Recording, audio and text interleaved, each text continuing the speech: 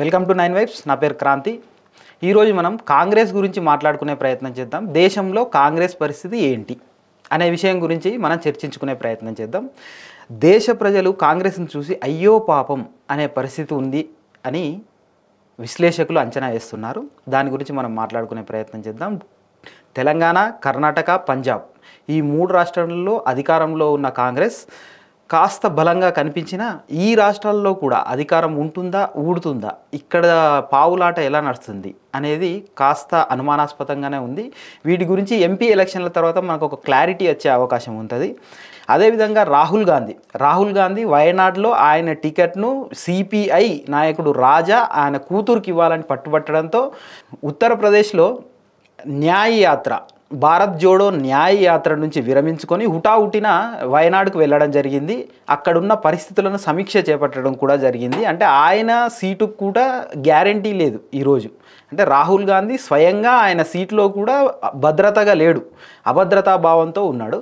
అక్కడి నుంచి పోతే ప్రియాంక గాంధీ ఉత్తరప్రదేశ్కు సంబంధించి ఆ రాష్ట్రానికి ఇన్ఛార్జిగా ఉన్నారు. ఆ రాష్ట్రంలో కాంగ్రెస్ పార్టీకి సంబంధించి ఎన్నికలను మేనేజ్ చేసే పరిస్థితిలో ఉన్నారు. కానీ రాహుల్ గాంధీ ఉత్తరప్రదేశ్ పర్యటనలో ప్రియాంక గాంధీ కనబడట్లేదు. అంతేకాకుండా ప్రియాంక గాంధీకి అత్యంత సన్నిహితుడైన ప్రమోద్ కృష్ణన్ అనే నాయకుడు, దిగ్గజ నేత కాంగ్రెస్లో, ఆయన బీజేపీలో చేరుతున్నాడు. దానికి కారణం ఏం చెప్తున్నాడంటే ప్రియాంక గాంధీని కాంగ్రెస్లో అవకాశాలు లేకుండా చేస్తున్నారు, అందుకే నేను బీజేపీలో చేరుతున్నా అంటూ ఆయన చెప్పడం జరుగుతుంది. దీంట్లో నిజాలు కాంగ్రెస్ పార్టీ చెప్పాల్సిన అవసరం ఉన్నది. అక్కడి నుంచి ఈ మధ్య కాలంలో అశోక్ చౌహాన్ ముఖ్యమంత్రి, మహారాష్ట్ర మాజీ సీఎం అశోక్ చౌహాన్ బీజేపీలో చేరారు. ఈ అశోక్ చౌహాన్ గారికి కాంగ్రెస్తో 70 సంవత్సరాల అనుబంధం ఉంది. నెహ్రూ కాలం నుంచి రాహుల్ గాంధీ వరకు అందరితో ఈయన పనిచేసిన అనుభవం ఉంది. ఇంత అనుబంధాన్ని వదిలి ఆయన బీజేపీలో చేరడం జరిగింది. అదే రకంగా 9 మంది ముఖ్యమంత్రులు కాంగ్రెస్లో ఉన్న 9 మంది ముఖ్యమంత్రులు ఇప్పటికే బీజేపీలో చేరారు. వాళ్ళని ఎవరు అనేది చూసుకుంటే కిరణ్ కుమార్ రెడ్డి అభివక్త, ఆంధ్రప్రదేశ్కు చివరి సీఎం, ఆయన ఇప్పుడు బీజేపీలో ఉన్నారు.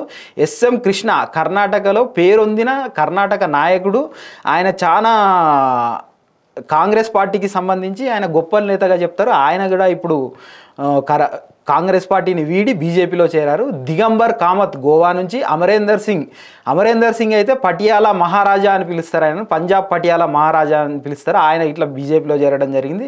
ఉత్తరాఖండ్ ముఖ్యమంత్రి విజయ్ బహుగుణ వాళ్ళ ఎమ్మెల్యేలతో కలిసి బీజేపీలో చేరడం జరిగింది. అరుణాచల్ ముఖ్యమంత్రి ప్రేమ్ ఖండు వీనగుట్ట ఎమ్మెల్యేలతో కలిసి బీజేపీలో చేరడం జరిగింది. నారాయణ్ తివారీ ఉత్తరాఖండ్ మొట్టమొదటి ముఖ్యమంత్రి, ఉత్తరప్రదేశ్ మాజీ ముఖ్యమంత్రి కూడా ఈ నారాయణ్ ఖండ్, ఈయన గిట్లా బీజేపీలో చేరడం జరిగింది.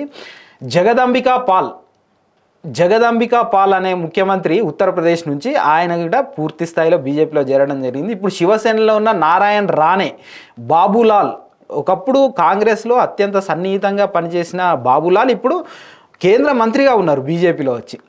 ఇంత దారుణమైన పరిస్థితి కాంగ్రెస్కి ఎందుకు వచ్చింది? 3 ముఖ్యమంత్రులు కాంగ్రెస్ నుంచి వైదొలిగి బీజేపీలో చేరి బీజేపీలో ఇప్పుడు ముఖ్యమంత్రులుగా సక్సెస్ఫుల్ పర్ఫార్మెన్స్ చూపెడుతున్నారు. వాళ్ళలో అస్సాం ముఖ్యమంత్రి హిమాంత బిశ్వ శర్మ, మణిపూర్ ముఖ్యమంత్రి బీరేన్ శర్మ, త్రిపుర ముఖ్యమంత్రి మాణిక్ సాహు, వీళ్ళు ఇప్పుడు ప్రజెంట్ ముఖ్యమంత్రులుగా ఉన్నారు బీజేపీ నుంచి. కానీ వీళ్ళు వచ్చిన నేపథ్యం కాంగ్రెస్ను వదిలి బీజేపీలో చేరి ముఖ్యమంత్రిగా ఉన్నారు. వాళ్ళే కాకుండా కీలక నేతలు మధ్యప్రదేశ్లో జ్యోతిరాదిత్య సింధియా, ఆర్ఎన్ సింగ్ ఉత్తరప్రదేశ్ నుంచి, అదే ఉత్తరప్రదేశ్ నుంచి జితేంద్ర ప్రసాద్, ఈయన బ్రాహ్మణ వర్గానికి నాయకుడిగా ఉన్న జితేంద్ర ప్రసాద్ కూడా బీజేపీలో చేరడం జరిగింది.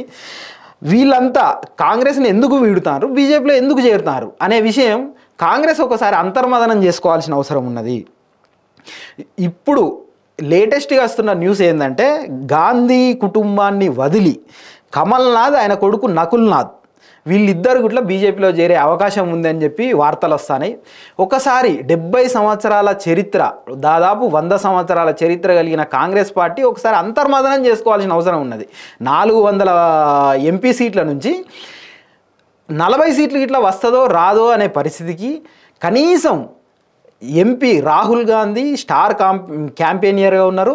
ఆయన సీటు గిట్లా గ్యారంటీ లేని పరిస్థితి ఈరోజు కాంగ్రెస్ పార్టీ ఎందుకు ఎదుర్కొంటుంది అసలు ఏమైంది కాంగ్రెస్ పార్టీకి? ఒకసారి అంతర్మదనం చేసుకోవాల్సిన అవసరం ఉన్నది, అంతర్గతంగా చర్చించుకోవాల్సిన అవసరం ఉన్నది. లేని పక్షంలో ఇట్లాంటి పార్టీ కనుమరుగైపోతుందని విశ్లేషకులు చెబుతూ ఉన్నారు. ఇది ఈరోజు కాంగ్రెస్ పార్టీకి సంబంధించిన సమాచారం. Signing off Kranti.